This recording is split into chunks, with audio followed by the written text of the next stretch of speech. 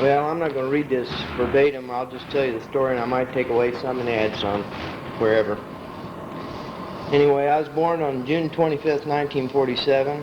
Before I go any farther, I'm going to answer a question my kids have asked me. Yeah, they had electricity and they had cars then. To Lloyd and Sylvia Dodillet. I was born at my grandmother's house, which was in Flora, Illinois, and that's in Clay County. And we was real up-to-date and modern. They weighed me on a set of chicken scales, and I weighed 9 pounds, or thereabouts, a little over, but that was including my diaper and my blanket, so I don't know what I weighed. That's what's on my birth certificate. Even though I was born in Flora, at the time, actually, my parents lived in Centralia, Illinois, where my other grandparents lived.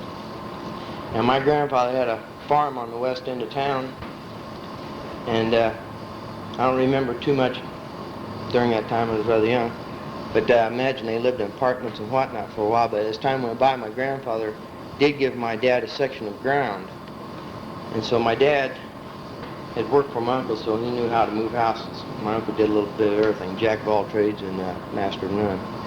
And so they bought a house and they moved it in on this ground, and my dad dug a well, and that was our first home in Centralia. And as far as I know, this is what I've been told. I've only been in the hospital twice in my life, and those were for operations at age 3 and 4. And I briefly remember things that happened to me in the hospital. I remember that they didn't have any children's beds available, and they had to put me in a big bed. And so therefore, somebody had to stay with me around the clock to make sure I didn't roll out of bed, tear my stitches open.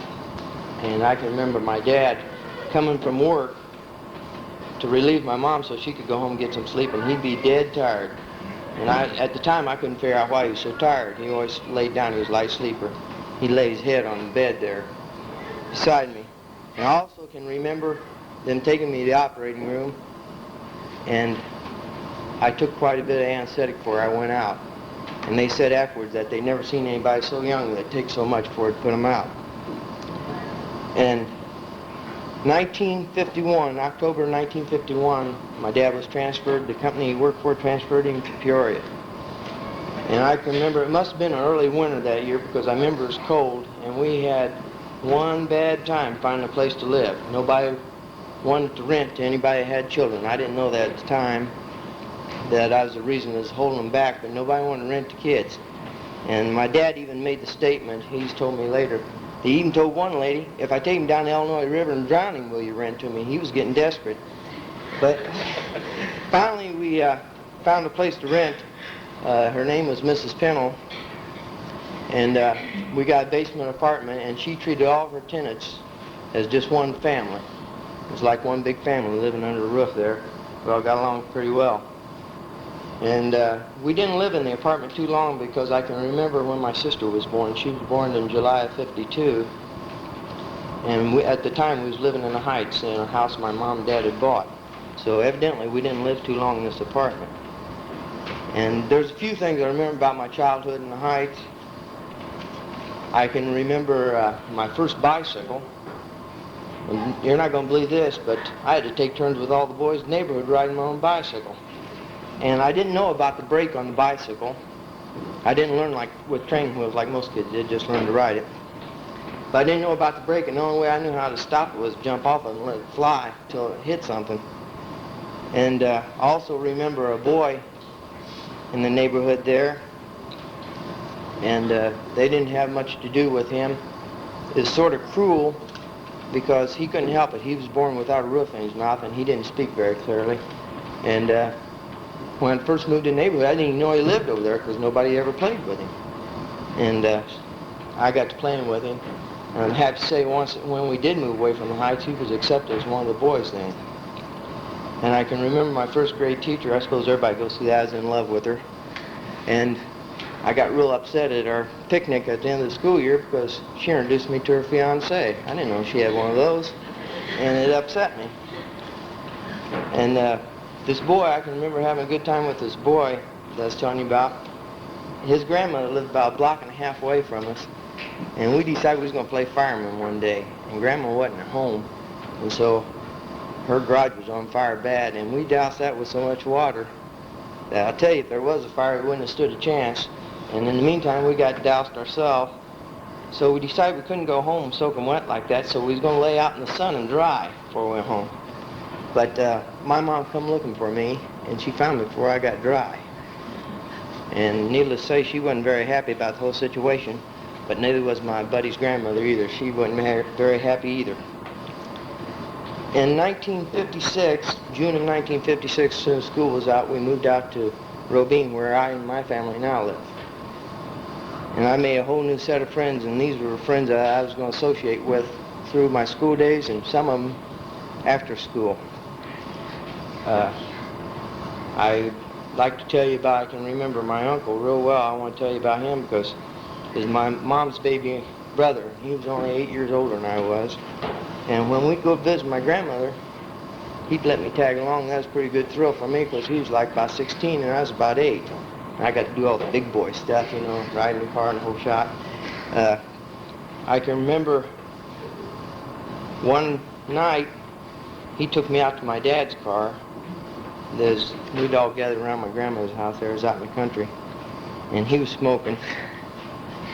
And he took me along with him. And my dad usually parked his car in reverse of the standard shift. And I didn't know anything about clutches at the time. Anyway, he fiddled around with the gear shift and he put it in low gear.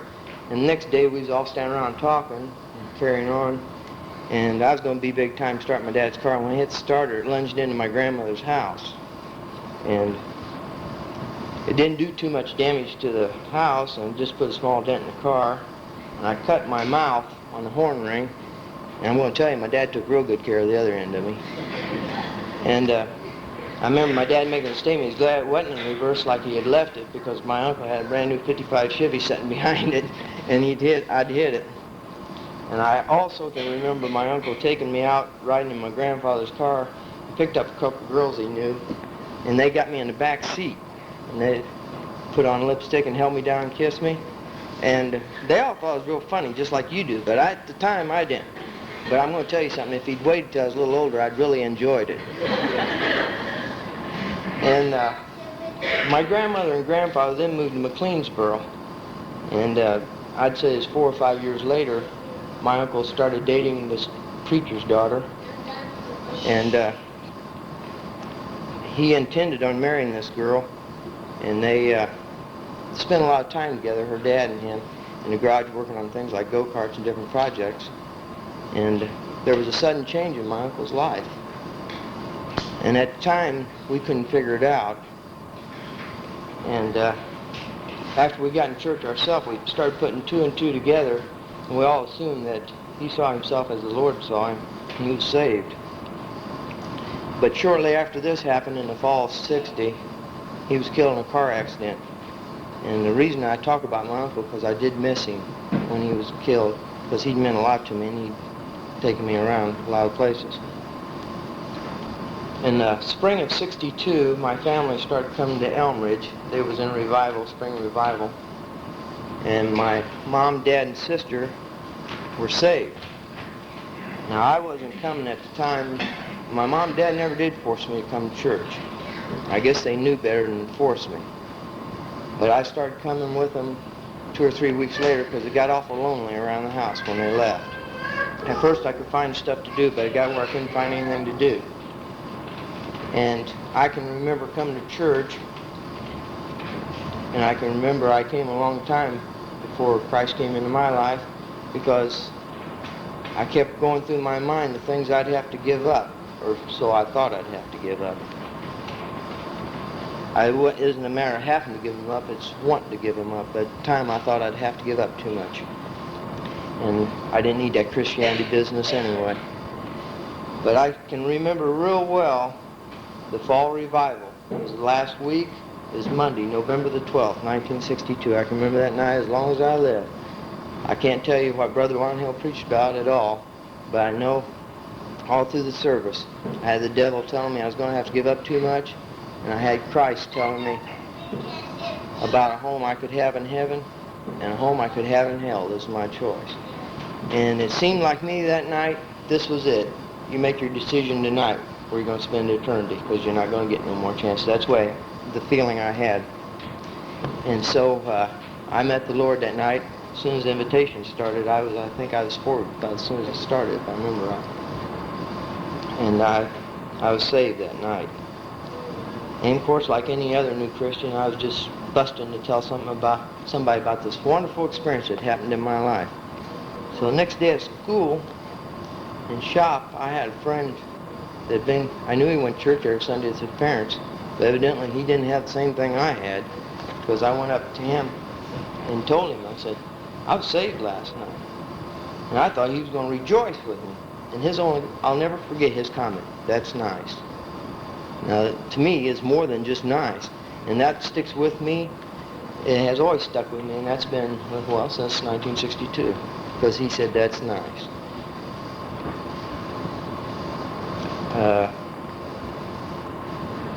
Then, in my last year of school, I met my wife. Well, I knew her, but I started dating my wife-to-be. And I think it was after my first or second date, I was sure. I told my mom that. I said, "That's the girl I'm going to marry." I knew right away. I knew it right away that she was the one. So we dated, and we didn't date very long because started going with her April of 65, and in 1966, February 11th, she became my wife. Shortly after she became my wife, in August, Uncle Sam called, coming knocking. He wanted me in his service. Now, I'm telling this part of the story. I'm not particularly proud of this part of my life, but I tell it because I think that maybe some other Christians might learn from it, that they might avoid some of the terrible pitfalls I had in my Christian life. When I went into service, I sort of chucked church right out the window. I forgot about church, going to church, and along with forgetting about church, I became a drunkard. There's no other way to word it. And after my various trainings, they sent me overseas to Korea. I was over there about 16 months before I came home. And it was getting close to time for me to come home, and a boy that I hung around with quite a bit, he was from New Jersey. He was a Catholic boy from New Jersey. He just says, "Larry, why in the world do you waste so much money on drinking?" And he set me to thinking. It wasn't the money I'd wasted. How about my Christian witness that I wasted all the time I've been in the service? I wasn't any good to the Lord at all the way I'd been carrying on. Who would ever think that I was a child of God? So that night, I started talking to the Lord, and I asked him if he wouldn't forgive me for the way I'd been acting, and asked him if he wouldn't strengthen me that I might lead a more Christ-like life.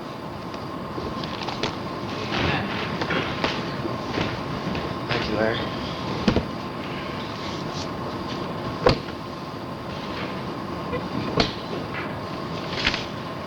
He told me, okay.